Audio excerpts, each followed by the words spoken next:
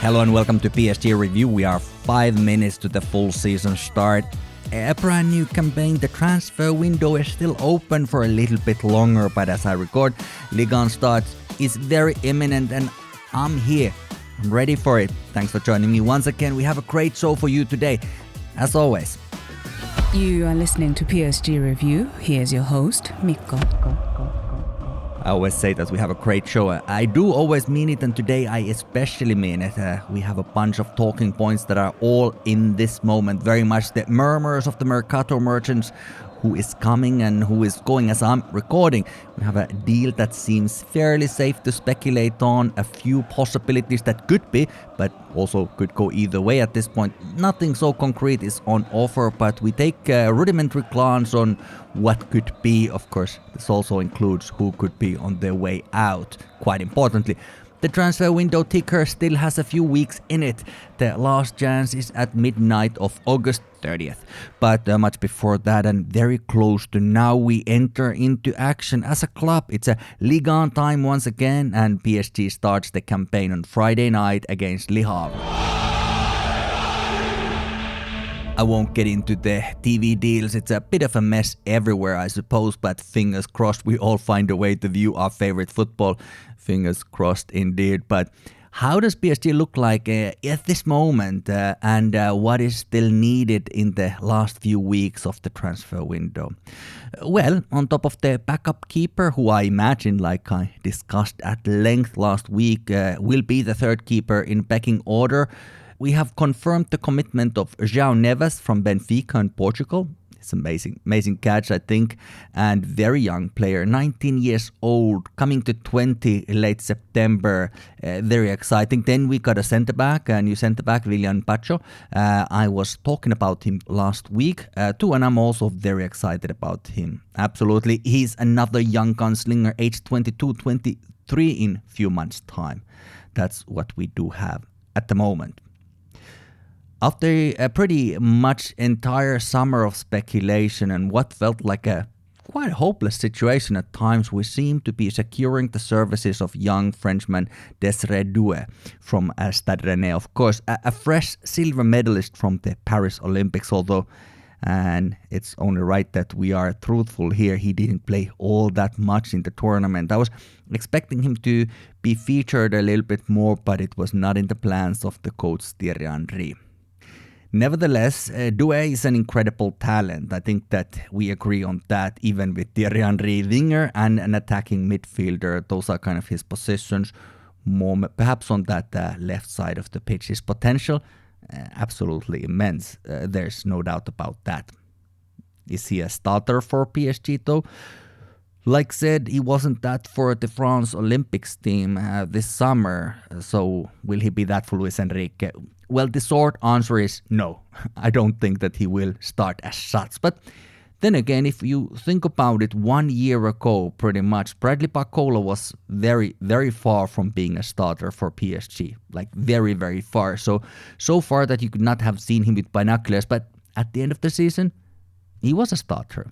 Certainly a very potential one. He was in that mix of players that could be starting any match. He was one of the most exciting players, certainly to me, of the whole season. And no wonder then that he was actually the only player who made the step up from that youth national team that formed the core of the Olympics team to the French squad in the Euros, the actual first squad this summer. I mean, technically, you could say that Warren Zaire-Emery had already entered the first team before the Euro selection, although, of course, he could have easily missed out on that. But it is noteworthy that in last season, the only two players that made the vast upgrade from the youth team to the full team were PSG players who had played under Luis Enrique. Those other young players saw that. They must have seen that. They saw what happened, and they saw what happened in general last season. It's a far cry from the days of Mauricio Pochettino and others like him who were so determined to not give our young players a chance, well, at least in Paris. I cast Noah Persons for his next kick with the US men's national team. It's not quite done deal yet as I'm recording, but apparently not very far from it. But we still pay, in Paris we still pay the Pochettino attacks with Xavi Simons now, although I mean, he seems like a young man who is also capable to mix things up without any help from anyone else. So I'm not saying that with better coach he would still be our player. Maybe not, but the story could have gone in another way at that time at least. So basically for a young player, and especially for a young French player, coming to this version of PSG is actually a pretty smart move. Or so it certainly appears.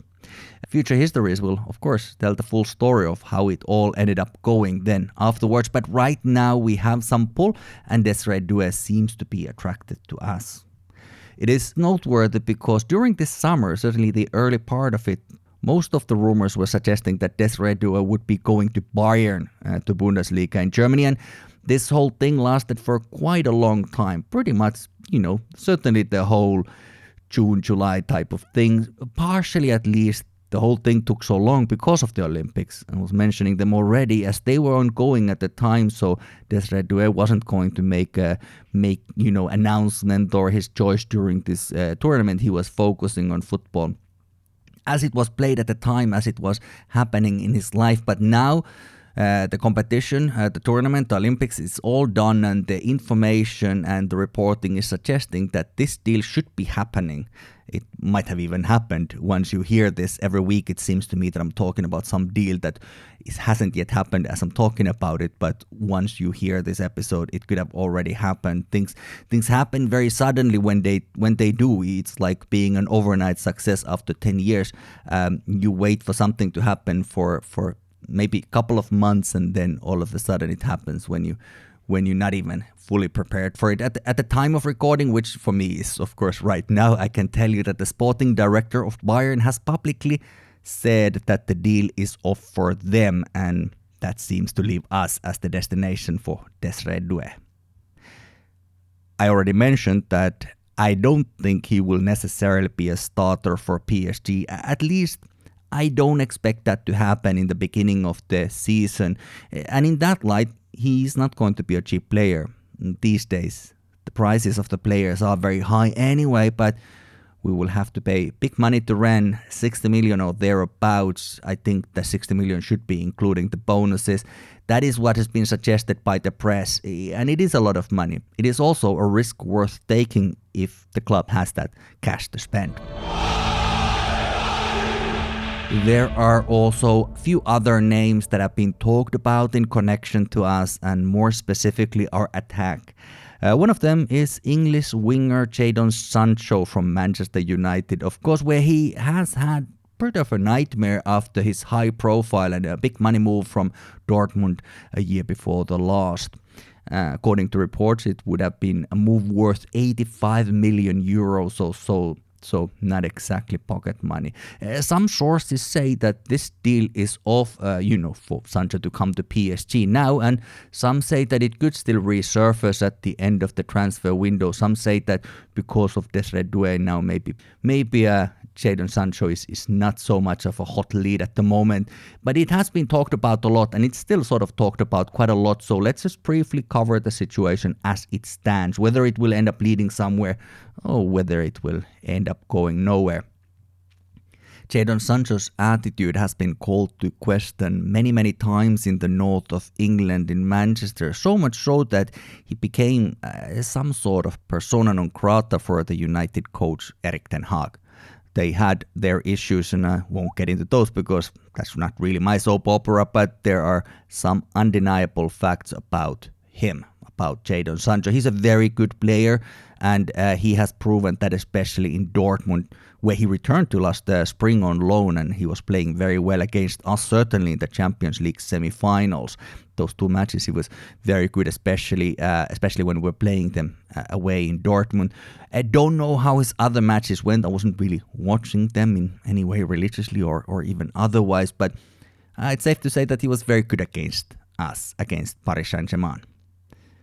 He is a little bit of a controversial character. It can sometimes be unfair, in this life, because I don't know if all this is his fault or not, but being part of whatever he was part of in Manchester, it just isn't a good look. It just makes you look very bad. It makes you look like a potential problem. And my guess is that one thing that no coach wants to have in their locker room is someone who is a problem. It's not good for cohesion, it's not good for the collective, and it certainly doesn't yield the best results, especially since I'm not really sure if Sancho would be a starter for PSG either. It already kind of starts from a position of potential frustration for him, so it's quite a risk. And lastly, he would be very expensive. I think there's no escaping that, even if Manchester United would cut us an amazing deal, all things considered, he would still be very expensive and his salary would be very expensive. And what happens to players whose salary is sky high if things don't work out? Well, you and I know very well that they will become absolutely impossible, certainly very difficult to sell. So with him, the best thing, as I might have said before, is to have him on loan with an option, but not obligation to buy. If there was a deal, to be honest with you, I don't think that we really need this deal at all. But if there was, I hope it would be sort of on a trial basis just to see if things work out. But of course, Manchester United might not want that, because for them that would be just kicking the can down the road and later they would have to still figure it out. But PSG has to fight the temptation here. There's no need to hire him unless we get a great deal. There's always something to be said about English players, considering how England and UK-centric the football media is. Certainly the English-speaking football media, which tends to be more global than say, for instance, just purely French-speaking, which of course the language makes it a little bit more limited. So there's something to be said about opening that market by having an English player. I'm not sure if Jadon Sancho would be the best for that, and I don't know if he would bring that much into the squad.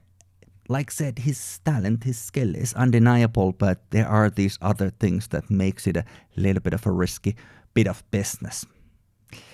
PSG, of course, anyway, is in negotiation with Manchester United as it is, because they could be after our defensive midfielder Manuel Ugarte. Now, is that not crazy? If I would have told you last September that less than a year from now the club is trying to sell him, I don't know if you would have believed me. He had such a promising start in Paris. Yes, it is true that he isn't best with the ball, but he's a hard-working player who haunts the opposition pretty tirelessly when he's on the pitch. He's not exactly Luis Enrique style of player, but he is a very good player nevertheless. Like said, even Gianluigi Donnarumma isn't necessarily a Luis Enrique type of player, but he's been given that opportunity to play anyway. So little bit of a double standard there, I guess, but I suppose the coach really needs to make that decision, and also, of course, it is much easier to get one extra midfielder than to get a world-class goalkeeper. Those players are not very easy to find. So these two deals could be connected, Sancho and Ugarte. They could be. I suppose Manchester United needs player like Ugarte, whereas we have forwards like Sancho. So perhaps the needs are somewhat unbalanced here. It's not exactly equal, 50-50, but there's some cohesion there. I'm hoping that the Ugarte deal will go through and we're gonna get a good money from that, and then I hope that we can focus on other forwards other than Sancho. A couple of years ago, I would have been much more excited about it, but right now, after what has happened in Manchester, and we know that Paris is a city with its own temptations, so you never know how it's gonna go. Another player that has been mentioned in connection to us is no less than our Titi Parisien Kingsley Coman. To me, also, he is not a priority. I respect our Titis, and he's one of them, and he has had a great career, but he is very injury prone and he will not be cheap either. So I would decline his services very politely, even if he would be a homegrown player for the Champions League squad. I think that the price tag that would be inescapable would probably be quite a lot for that purpose only. On a sentimental level, there of course is an argument to be made for him, but if I set the football romantic in me on the back seat for a bit and think about it from more pragmatic view, it doesn't seem like something we should invest too much time or money in. It also should be said that we are right now in this moment, this part of the year, part of the summer and transfer window where people can also start getting a little bit unsettled.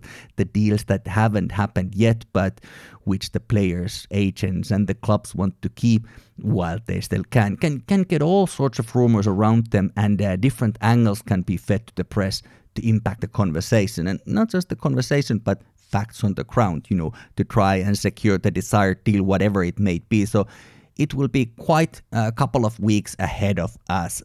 Some suggestion of the Osimhen deal once more, even though it felt dead in the water for some time, that could easily come from the players' camp too, and it's not even necessary for him to force his way to PSG squad. Perhaps he just doesn't want to be Napoli, and perhaps he's just using us to get the attention from elsewhere. The old line, PSG is interested, is worth a few euros in the European football boardrooms. This, of course, is speculation for now. I don't know if, for instance, Osimhen or Koeman and their representatives that are playing this game, perhaps they aren't. Perhaps these are genuine, organic things. I feel like it's not even that important whether they're playing a game with us or not, but it's like this unholy alliance between the clubs and the sporting directors, the players and the agents, and finally the press. Earlier this summer, I said that the transfer window is a circus and we, the fans, are the clowns. And I pretty much stand up by that after a few months, which perhaps haven't felt as emotionally abusive as many summers before this one. Let's take that as a positive. By now, I would say that PSG midfield looks very good and the season is ready to start on that department. The addition of João Neves is great. It really is great. His fellow countryman Vitinha has really climbed to the apex of European midfielder, if such a word exists. Warren Zaire-Emery is 1 year older again and undoubtedly ready for an even better season. So I believe, at least. Lee Kang-in can be used in attacking duties, and I shouldn't forget to mention our continental champion Fabian Ruiz, who had brilliant Euros earlier this summer, and Gabriel Mochardo, who I find quite interesting as well. They are great players there and also reasonable depth, I would say. Our attacks now consist of Bradley Barcola, Gonzalo Ramos and Ousmane Dembele, which for me would be the starting lineup in front of our formation on the field. Then we have Randall Kolomuani, Lee Kang-in, who can be used in these attacking duties as well. Marco Asensio, now Desiré Doué, is very close to being our player. And then we have some of these other young players like Seny Mayulu as well as Ibrahim Baye, who had a great preseason, as short as it was. I'm not saying we count on him yet in any way, but he could get an opportunity here and there if it all works out. Maybe a little bit like Seny Mayulu last season, maybe even a little bit more. Who knows? It depends also on injuries and whether there will be other deals that are going to happen still before the end of the transfer window. So it's pretty solid, I would say. The attack is pretty solid. There might be a player coming in still. I don't know. We don't know, but I'm not terribly worried at this point. The goalkeeper situation is also reasonable. Donnarumma is Donnarumma and Tenas is Tenas. A brand new Olympic champion. We know their strengths and we know their weaknesses, but all in all, it's fine by me. And then the only area of the squad left, and that is defense. I'm a little bit concerned about the defense, I must say. PSG recruited, of course, William Pacho. I was talking about him in the last episode more if you are interested, if you missed that one out. I think he's a great addition. He was playing in the first friendly match. He was playing there against Leipzig, RB Leipzig, and of course he has been playing in Germany, so it was sort of familiar ground for him to play against one of the Bundesliga opponents. But it wasn't a flawless match, but I don't think that he had time to have a conversation with other players very much before that match. It was happening very suddenly after he had joined us. So he was playing very well, and I do trust him. But nevertheless, I do think that even with that addition, we have very little depth in our defense. It remains a concern to me over any of the other area of the collective. I don't know if any more defenders are expected to join us. But we have very little depth for right and left backs and even for central defenders. It's not looking great. Now, I would say that to me, That's the area that frightens me a little bit. It's not catastrophic, but it frightens me a little bit. On a good day, this is not even going to be an issue. On a good day, I trust that if we have Hakimi, Marquinhos, Bacho, and Menz on this back four, then what do we have to be worried about? I think that should be fairly solid. Certainly the way that it's looking right now. It might be that I look foolish after a couple of months. I don't know, but so far that looks fairly solid. And all the other players we pretty much know except William Pacho. We don't know how he's going to be playing in Paris, but I think he has that quality. It's a good lineup nevertheless, but the rotation is another thing, and injuries even more so. A suspension. Because the truth is that Lucas Hernandez, the injury to him was one of the worst things that could have happened to us, and it did happen to us. Maybe we should not get carried away. I'm not saying that it was like the worst of the worst possible things, but it was not great because he's a very versatile player, very trustworthy player with incredible work ethic and a brilliant mentality there on the back line. So he's a very useful player. So his injury created an opening for all sorts of problems for our backline. I don't know if Milan Skriniar can be sold. He's fallen out of favor. I don't even think that Nordi Mukiele can be necessarily sold because they both have a very big salary. Even Mukiele has got a very big salary. But if they can't be sold, they'll have to be used in rotation. And of course, we do have Lucas Peraldo. Let me not mention Lucas Peraldo. His injury scare in the friendly match against RB Leipzig seems that it wasn't as bad as it could have been. So that's pretty good. He's a good player and hopefully increasingly so during this season. And he already was good last spring, but he's a little bit naive. He's still a little bit untested. So he will have to work to get to the level where we are really starting to talk about world class type of defending. Kimpembe will be back when he will be back. It's a tricky one, this. We have to be vigilant. And I don't even know to what extent this whole situation requires further recruitments in the next couple of weeks. To be honest with you, I would be happy if Luis Enrique put his arm around Nordi Mukiele and said, let's try this again. Let's have a second go. Let's make this work because Mukiele can play as a right back. He can play as a left back, which I didn't even know much before last season, but when he was filling in there as a left back, I think he was playing there pretty much as well as he was playing on the right side. And he can play as a center back. He's a solid defender. He's not so much of an attacking player, but even that, he can give a good go for it. It's not absolutely useless on that department. So I think that we shouldn't roll him out. Like I've talked about before, the rumors suggest that there's some kind of a issue with his off-pitch, mentality, nightlife, participation into the going-ons of the Parisian, club scene, all of that. But I don't know how bad can it be. I struggle to understand what makes this such an impossible equation to work because it's already there.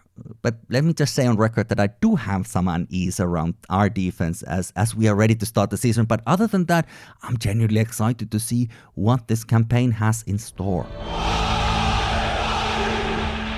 We have a few more topics to cover, including a new minority owner of PSG. More about him in a moment. But let's have a cursory glance into what is happening with the women's team. The answer is not so much, and we don't spend too much time on that, but most of the players are back at the training center. As I record, we are waiting for the French players, which of course is a large delegation to return as well as the Olympic gold medalist Corbin Albert. This week on Wednesday, we received our new player, Joe Echechini from Nigeria. She was playing at the Olympics and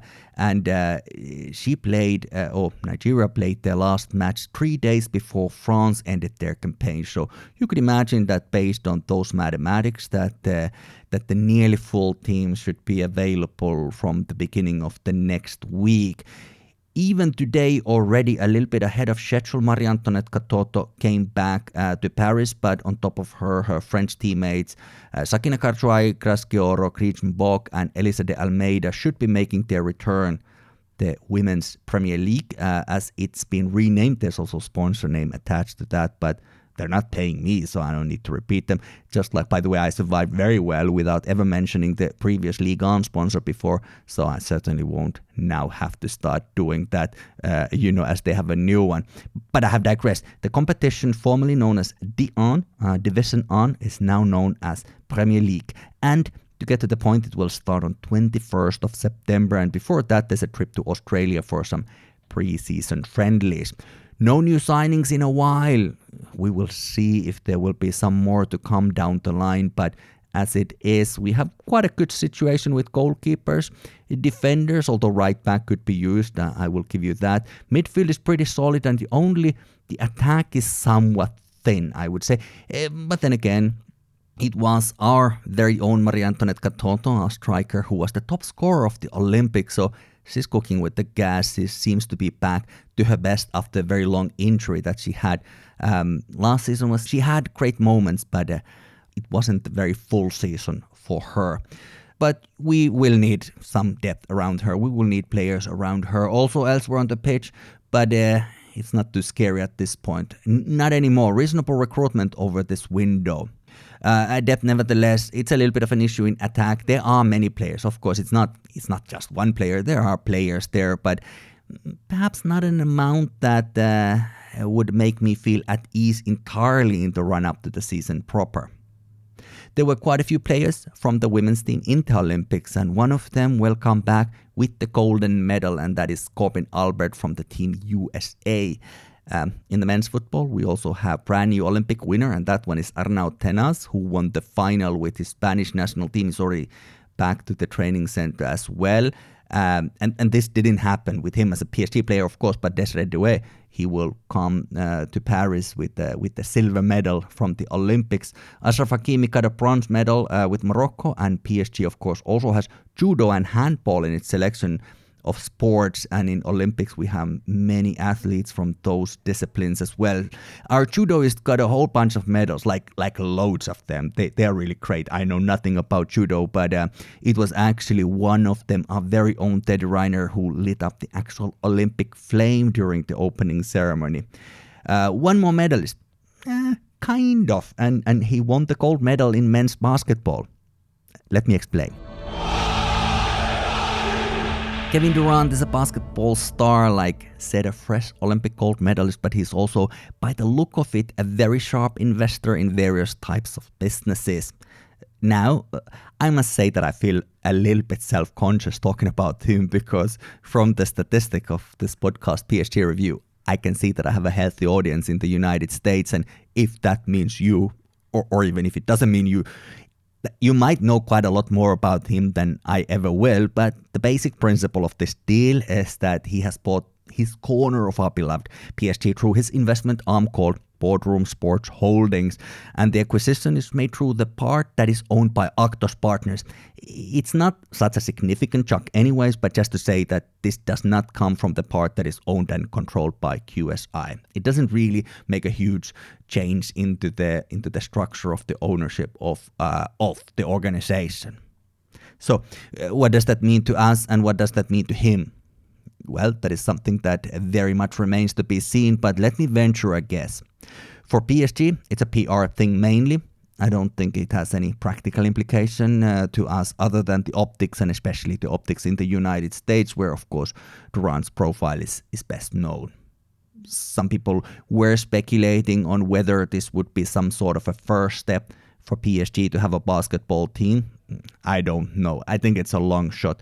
Like I said, PSG does football, men, women, and of course the whole youth system. Then there's handball and there's a judo. So there are other sports, other disciplines part of the repertoire of PSG. But will basketball be one of them?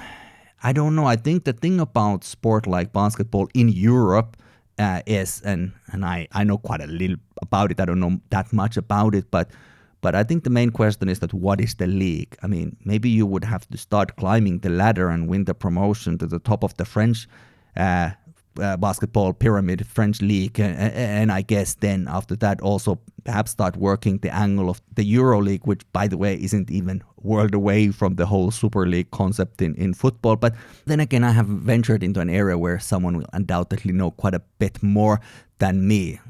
That, of course, includes all the other areas. By the way, I don't claim to be an authority in anything, just someone who likes to talk and loves PSG. Basically, you can't rule out the possibility that we would have a basketball team. Eventually, it could happen. I mean, eventually anything can happen, but I do think there are far more urgent matters, like our football stadium question in the long run. So right now, I take this as a long-term projection of possibilities rather than, say, a concrete plan with set dates and all of that. So in summary, for PSG, this investment is a nice little talking point, some positive buzz around the club. And for Kevin Durant himself, undoubtedly, this must have been a financial investment that he was willing to make, so it must make some sense to him. A win-win. Let's call it that. A real win-win situation. We are almost there now. Can you believe it? The new season is about to start, and to be honest with you, who knows, you might even catch this episode once it has already started. And it's all very exciting. We will see what is going to be the formation and the lineup when our beloved PSG walks to Stade Océan to play against Le Havre on Friday night, 16th of August 2024. That is tomorrow as I'm recording this now on Thursday afternoon. It seems that most players should be available. Not entirely sure about Hakimi, who only very recently came back. Is he going to be able to start? And on the other side of defense, what we do know is that Nuno Mendes will miss this match because he's suspended. Too many yellow cards accumulated late last season, and it looks very much like while Desiré Doué deal might be signed and even announced by the time of the kickoff, it could go either way, but it can be very tricky with the registrations and such. As things stand, it seems unlikely, very unlikely that he has any part of this. But other than that, we should be competitive and hopefully we'll get a better start for the campaign than 1 year ago. Fingers crossed for a good start of the season and a good season in general. Thank you so much for listening, and feel free to share PSG review as far and wide as you possibly can. I appreciate it a lot. I really do, because I don't exactly have a huge marketing budget and I'm pretty lazy to do any major promotion for this show. So what helps me a lot is if you subscribe to the show wherever you get your podcast and tell people who might care to do the same. It's all good either way. Say hello on Twitter to me at PSG Review Pod, and Instagram and TikTok it is as simple as @PSG Review. Until next time, keep well, take care, peace.